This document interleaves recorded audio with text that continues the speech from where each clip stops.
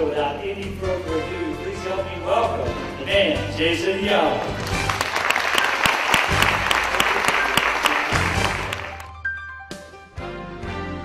How many of you have a mission statement or a purpose statement, a vision statement? Most of us do. Do you have it memorized? Southwest, we wanted every employee to memorize, because if it's who we say we are, it needs to be a standard of performance. We don't want to just manage to a job description. We want to manage to something higher that we can all commit to. Who in this room would like to see the people that you represent perform at a higher level? Yeah, because that's the stuff that keeps you up at night. And so that's kind of what I was thinking today would be about. Let's talk about how do you really drive profitability? What are some of the leadership principles that you can apply? How do those leadership principles impact culture? So it's going to be a little bit like drinking out of a fire hydrant. I'm just going to throw a lot at you really fast, take in as much as you can. Look for those one or two pearls, those one or two nuggets that are meaningful to you. And then be selfish with this time, though. Look for things that you can apply personally, professionally, emotionally, spiritually, relationally. Things that you can go back and use to add value. Dedication to the highest quality of customer service delivered with warmth, friendliness, individual pride, and company spirit. That's a pretty good statement about how we want to interact with our customers. If I'm grounded in this, it becomes the guiding light for how I want to interact with all of our customers. And if we see inconsistencies with this, it makes it easy for us to address those. But to do it, you have to memorize it, you have to commit to it, and you have to be willing to speak to it and manage to it. If you want to impact culture for long term, there's some ways that you can do that. And then what is the impact of that on employee engagement? Because really that's what we're talking about. We want to get everyone back in the game. It's epidemic in America. People are just trading hours for dollars. They're not really engaged. They don't really care about what they're doing. They're definitely not having fun at work. And if we're going to spend this much time doing what we do, it ought to be a place where we're growing and developing and where we're encouraged. We spend half our awake life at work. Who do we want to be around? Who do we want to be? Right? I guarantee if you were all walking to a party, you wouldn't do this. Hey, an angry guy, maybe he'll explode. You don't do that. Wow, she looks depressed. Sit with me, ruin my night.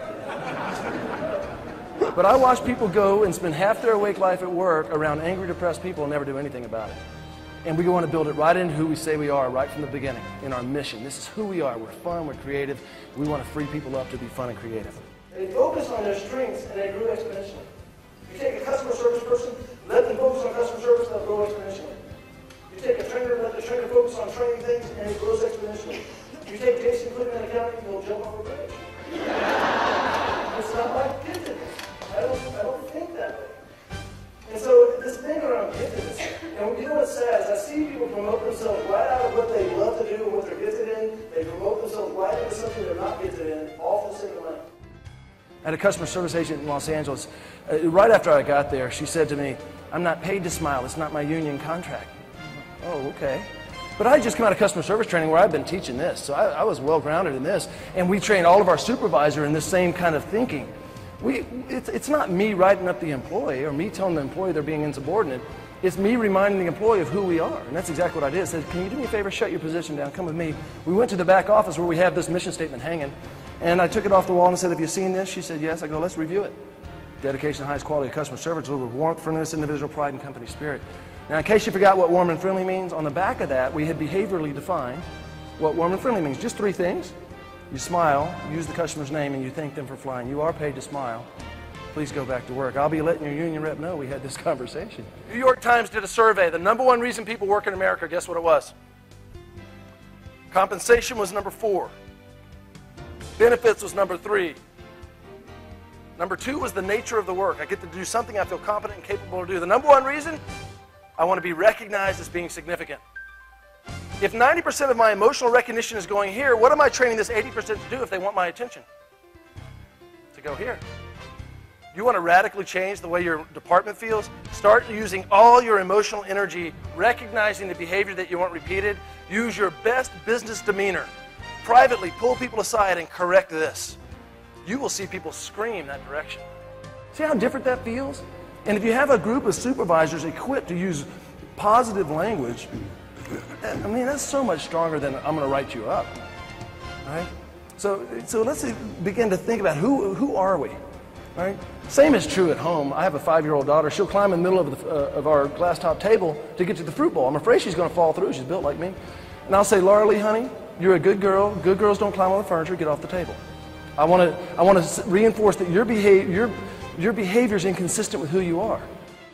How many would like to leave and just have a little more enthusiasm and be able to spread that to the people around you, and maybe a little more inspiration and share that with the people around you? Most people are going to say yes to that. You know the root of enthusiasm? You guys may have heard this before. It's a Greek word. It's in theos, same word we get theology. It literally means God within. It's a belief in you that when people experience it, it lifts them up. So do you believe in service so much that when people are around you, they want to give better service? Do you believe in people so much that people are drawn to you?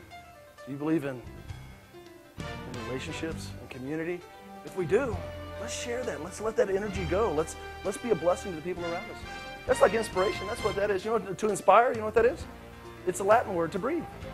When you breathe, you inspire. When you do not breathe, you expire. That's right.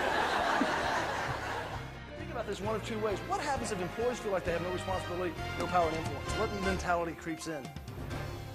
Negative, apathetic. I call it the victim mentality. Woe is me, look at what they've done to us again. It's the victim mentality. Here's what it looks like. Go ahead. Here's what it looks like at work. Yeah, that's a risky slide. Everybody blaming everybody else. Everybody blaming everybody else for their current reality. The reality is we are all where we are today based on every choice we made up to today. No one else's fault, no one else's credit. We will be where we are a year from now based on how much ownership we take in our current reality. You could be anywhere you want to be, but you have to own your current reality. That's the only way you're going to feel free, to have success. And I can feel totally free right now, right? I can be fully accountable for the mistakes I've made, be fully accountable for the accomplishments, but because I own that. But the minute I start blaming everybody else, I lose power. And if you want to bring this to make it actionable in the workplace, every time someone takes responsibility, give them more power and influence. Or if you want to plug in recognition there instead of power, give people more recognition. Now you see the front line empowered to help customers, empowered to serve each other internally. Every time I go to Hawaii, they greet me in a special way. What do they say? They say aloha. And they don't just say aloha, they also will kiss you on the cheek, or they'll touch cheeks. And I asked a friend of mine over there, Kina Sai, she's an expert in the Hawaiian language. And I said, Kina, what's the deal with aloha? She said, well, ancient islanders, when they would row up on a friendly visit, these big warriors, the Samoans, Tahitian, Tongans, the Hawaiians, they would extend arms with palms up. That was a sign that says, look, I'm unarmed, it's a friendly visit. It's like a handshake is, look, I don't have a gun. That's all that is. That's where it comes from. And these big warriors would grab arms and they would say, alo. A-L-O in Hawaiian means face. They would pull each other face to face, and then they would share ha. And ha is an onomatopoeia. It's exactly what it sounds like. It's a breath. It's an inspiration. They believed if you shared breath, you shared spirit. Isn't that beautiful? It literally means I welcome you with a blessing. I welcome you with my spirit. Right? They say aloha when you leave. There's no formal word for goodbye. They say aloha. I send you away with a blessing. I send you away with my spirit.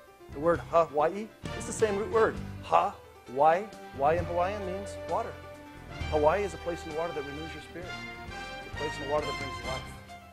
If you guys do nothing leaving here today, just go back and share some ha. And it's no accident, laughter is ha-ha. Right? Now I made that up, but I think it fits. Let's laugh more, and let's love more, and let's bless each other more. You guys have been a blessing for me today. Thank you so much. I wish you a fond aloha.